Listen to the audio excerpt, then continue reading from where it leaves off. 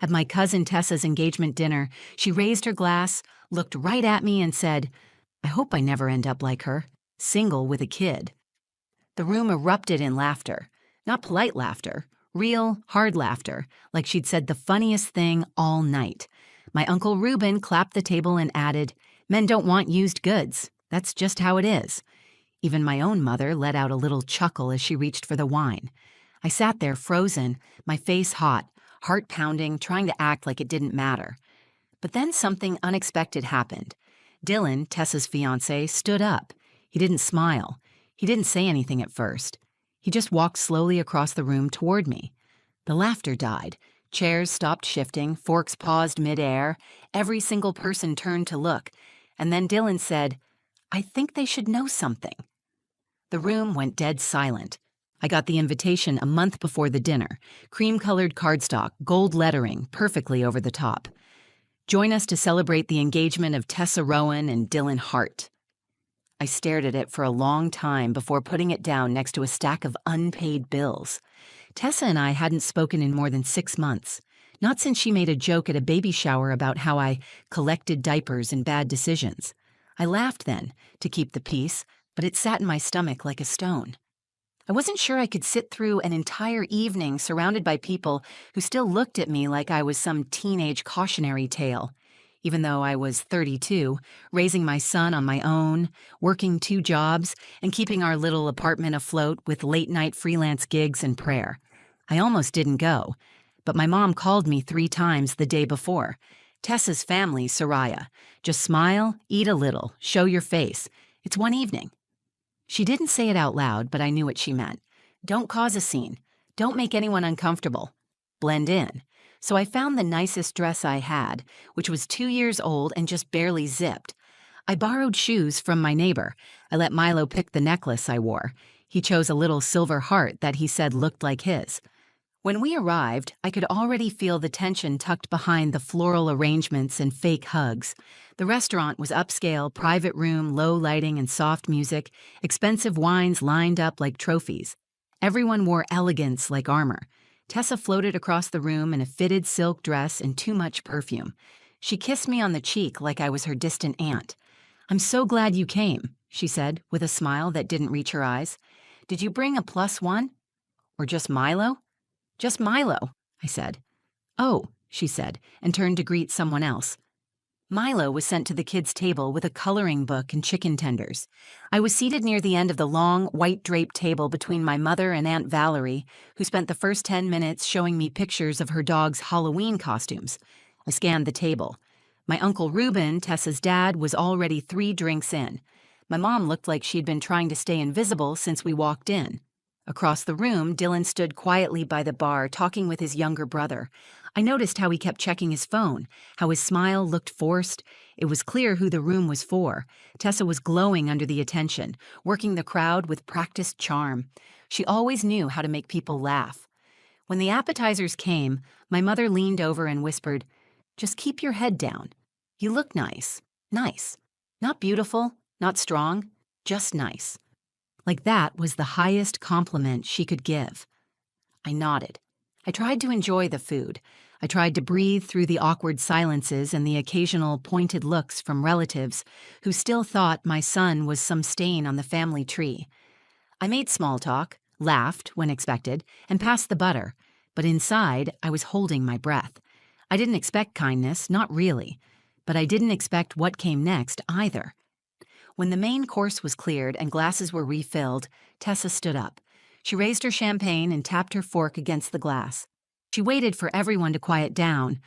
I thought it would be a typical toast. Love, gratitude, a few awkward jokes about wedding planning. I wasn't ready for what she actually said. I wasn't ready for how the room would laugh, and I definitely wasn't ready for what Dylan would do next. Tessa tapped her glass with a silver fork and smiled like she was on stage. She waited until the room quieted, all eyes on her, soaking in the attention like it fed her. Dylan sat beside her, silent, hands folded. I watched his eyes flick toward me for a brief second, then back to the table. He looked tired. Tessa raised her glass. "Thank you, everyone, for being here tonight. I can't believe I get to marry someone like Dylan. He's patient, smart, and most importantly, He puts up with me." Laughter rolled through the room. Her voice was smooth, polished, confident. "Really, though, I just hope our marriage lasts. I'd hate to end up like some people." She turned her head toward me, just slightly, just enough. There was a pause. "I mean, single at 30? With a kid?" She laughed. The room exploded. Not a few awkward chuckles. Real laughter. My aunt actually wiped her eyes.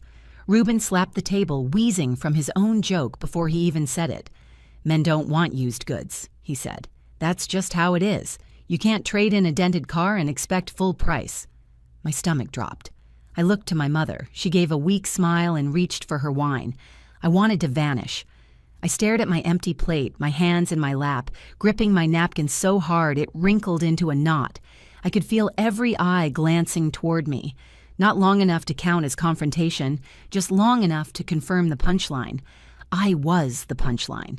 I thought of Milo, just a few feet away, happily drawing a spaceship on a napkin. He didn't hear it. He didn't know they were talking about his mother like she was some second-hand dress in a clearance bin. Aunt Valerie leaned toward me and whispered, "Oh, honey, she didn't mean it. Tessa just likes attention." It wasn't just attention. It was venom in a glass flute served with dessert. I sat up straighter, refusing to let them see me flinch. My cheeks were burning, my heart thudding so loud I could barely hear the background music. I glanced at Dylan again. He looked at his hands. His jaw was tight. He wasn't laughing. Tessa continued like nothing had happened. She made a few more jokes, this time about how she made Dylan get rid of his gaming console and how he would never survive marriage without her. The laughter was softer now. A few people looked uncomfortable. My mom fidgeted with her bracelet. No one said anything. That was the worst part. No one said anything. They laughed because it was easy. Because it's easier to laugh at the woman who didn't do it right. The one who had a baby without a husband. The one who showed up alone. The one who didn't smile wide enough or play along. I thought about standing up.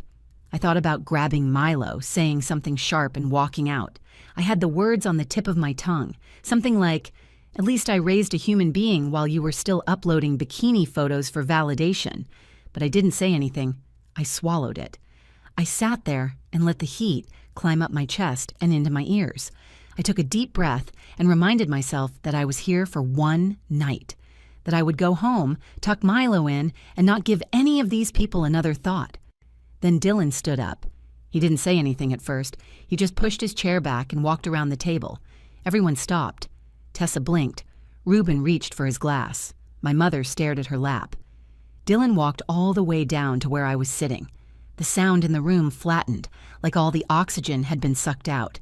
He looked at me, then looked at the table full of people, the family he was about to marry into.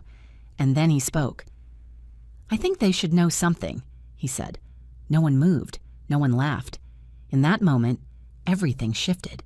Dylan's words hit the air like a stone dropped in still water. "I think they should know something." The room didn't just go silent. It paused. Every clink of silverware, every nervous giggle, every movement froze.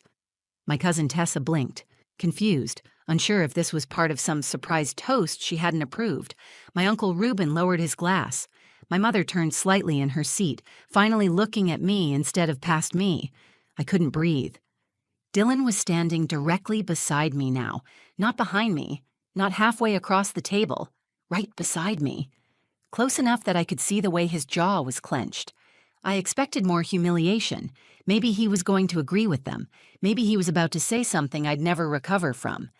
He looked down at me, not with pity, not with shame, but something else. Something solid. Then he turned to face the rest of the room. "I don't think I can sit here and let this continue," he said. His voice was calm but clear, not loud but strong enough that no one dared speak over him. "Tessa," he said, looking at her now. "That wasn't just a joke, that was cruel." She opened her mouth, but he held up his hand. "I need to say this." His eyes scanned the room. "You all laugh at Soraya like she's some kind of failure, like her life is this thing to avoid. But what you don't know, what you refuse to see, is that she's the strongest person in this room." My heart was hammering. I didn't understand what was happening. I could feel 20 sets of eyes on me, but Dylan never broke his focus. He went on. 2 years ago, When I was at one of the lowest points of my life, Soraya helped me, not just with job leads or encouragement, but with real support. She gave me her time, her energy, her kindness, when no one else in this family even noticed I was struggling. People began to shift in their seats. Tessa's smile had vanished. My mother's hands were folded tight in her lap. When I got laid off from my tech job, I fell into a depression. I started drinking too much. Tessa told me to snap out of it. Her dad told me to stop being weak, but Soraya checked in on me every week. She helped me clean up my resume. She put me in touch with someone she used to work with. She even watched my niece when my sister had surgery, just so I could go to job interviews. She never asked for anything. She didn't expect credit, she just showed up. He turned toward me again. You didn't know me well, but you saw I was drowning, and you pulled me out. I felt my throat close, not with shame this time, but with disbelief. Dylan turned back to the table. So when you laugh at her, when you reduce her to some stereotype, when you act like she's broken or used or whatever disgusting thing Ruben just said, you're not insulting some abstract figure. You're insulting the person who helped me get back on my feet. You're insulting the kind of woman I wish more people could be. Tessa stood up now. What are you doing? I'm being honest, Dylan said. I've sat through a lot of fake smiles and shallow compliments tonight, but I'm not going to sit here and watch you tear down someone good just to make yourself look better. Tessa's face was hard. Are you trying to embarrass me? No, Dylan said. You did that on your own. A few people looked down at their plates. My uncle's face was flushed red. My mom looked like she wanted to disappear. No one moved. No one said a word. Dylan looked at me again. You didn't deserve that. Any of it. I wanted to say something. Thank you. Or maybe I'm fine. But I couldn't. Just nodded. That was all I could do. In a room full of people who claimed to love me, Dylan was the first one to actually stand up for me. Not behind closed doors, not later over text. Right there, when it mattered. The air had changed. The story had shifted. And for the first time in a long time, I wasn't shrinking in my chair. No one moved. The room stayed suspended in that thick, unbearable silence after Dylan finished speaking. I could hear the hum of the overhead lights. Somewhere in the distance, a server dropped a tray. No one laughed. No one dared.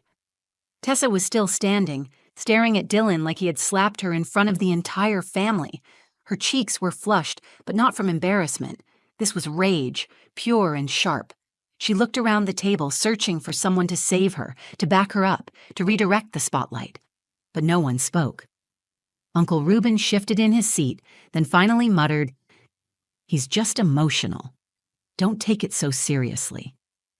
Dylan didn't even turn his head. He kept his focus on the room. You want to talk about emotion? Fine.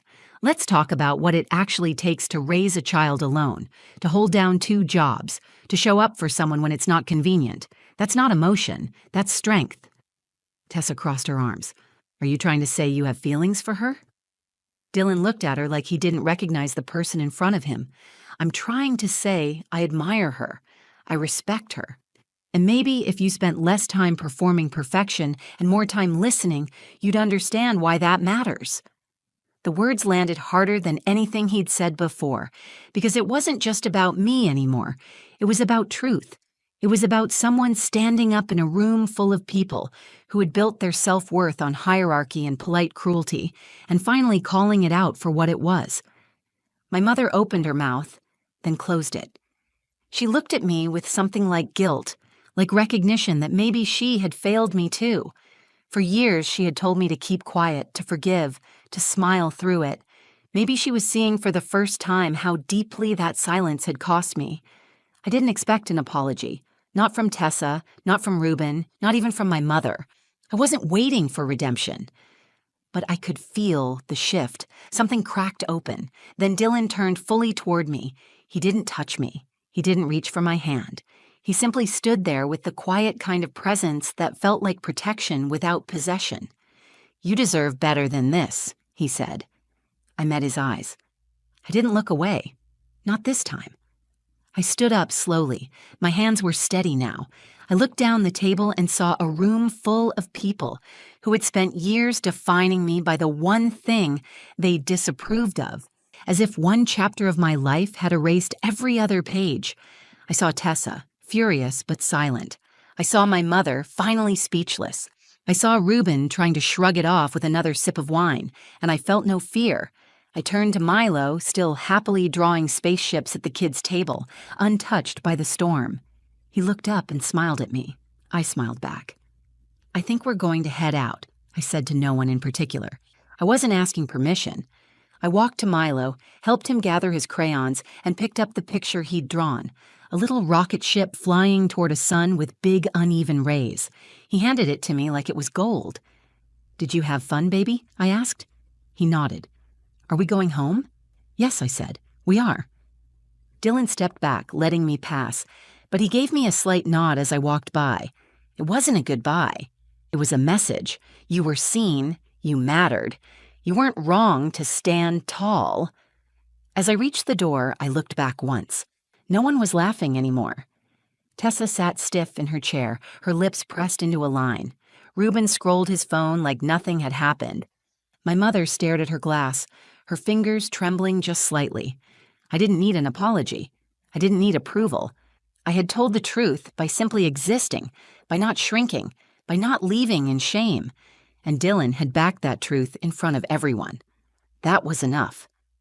I opened the door, and Milo slipped his hand into mine. We left together, steady, unshaken. The night air felt different the moment we stepped outside, not colder, just cleaner, lighter. Like the weight I had been carrying for years had finally lifted, not because someone took it from me, but because I stopped pretending it was mine to carry. Milo skipped ahead a little on the sidewalk, humming as he waved his drawing in the air like a flag. I watched him and thought about what it had taken to raise a boy who was still joyful, still full of light, even when his mother had walked through fire to keep that light alive. I used to see my life through the lens of what I had lost, the relationship that didn't last, the family who never understood, the security I gave up when I chose to have a child alone. For years, I let their voices tell me what I was worth. I absorbed their disappointment. I wore their judgment like it was mine to fix. But walking out of that room, hand in hand with my son, I felt something shift inside me. Not anger, not pride, just clarity. They weren't laughing anymore because someone finally told the truth, not the story they built around me, but the story I actually lived. I didn't need a man to validate me. I didn't need my family's approval to make my life real. I needed honesty. I needed someone to say out loud that I was more than the worst version of their assumptions. Dylan didn't fix me. He didn't rescue me. What he did was more powerful. He saw me. And in doing that, he gave the rest of the room no choice but to see me too. That moment wasn't just about defending me. It was about breaking a cycle. The kind that tells women they are only valuable if they come with the right packaging. The kind that calls mothers selfish for being alone. The kind that labels strength as failure if it comes without a ring. My mother texted me later that night. One sentence. "I'm sorry." It didn't undo anything. But it was something. A crack in the wall, maybe even a beginning. Tessa didn't reach out. I didn't expect her to. I don't need her apology. I no longer measure my worth by what she thinks of me. What I needed was exactly what I gave myself, permission to leave a place where I was being diminished and walk out whole. I put Milo to bed when we got home. He was tired but happy. He didn't ask about the dinner. He didn't ask why I looked different. He just curled into his blankets and told me he loved me before he closed his eyes. I sat in the living room, still in my dress, and let the quiet settle. I thought about all the times I had wished to be invisible, all the times I had tried to make myself smaller so I wouldn't offend, wouldn't embarrass, wouldn't be the subject of whispered judgments. No more of that. I have walked through enough alone to know I never need to apologize for surviving. I have raised a kind, curious, loving child. I have built a life with grit, with grace, and with a heart that kept beating even when it felt like no one cared. So if someone ever tries to laugh at that again, I will not stay silent, I won't shout, I won't cry, I will do exactly what I did that night. I will stand, I will look them in the eye, and I will walk out, hand in hand with the one thing that proves I have already won. Not because I'm perfect, but because I refuse to quit. If you've ever been the one they talked about behind the smile, if you've ever felt like the punchline in a story that was never fair to begin with, I want you to know something. You are not used goods. You are not damaged. You are not too late. You are enough, right now, just as you are, and you deserve to be seen. So many of us spend years shrinking ourselves to fit into rooms where we were never meant to stay. But healing starts the moment you stop apologizing for your truth. If this story made you feel something, if it reminded you of your own strength, your worth, or a moment where you stood up for yourself, I hope you carry that with you. You are allowed to take up space. You are allowed to walk out. You are allowed to start again. And if no one's told you this today, you're doing better than you think. If you felt this story, like the video so others can find it too. Comment below and share your story. I read every single one. Subscribe to the channel for more stories that speak to the heart, and don't forget to hit the notification bell so you never miss a moment that might just change the way you see yourself. And if someone in your life needs to hear this, share it. You never know who's waiting to feel seen. Thank you for being here.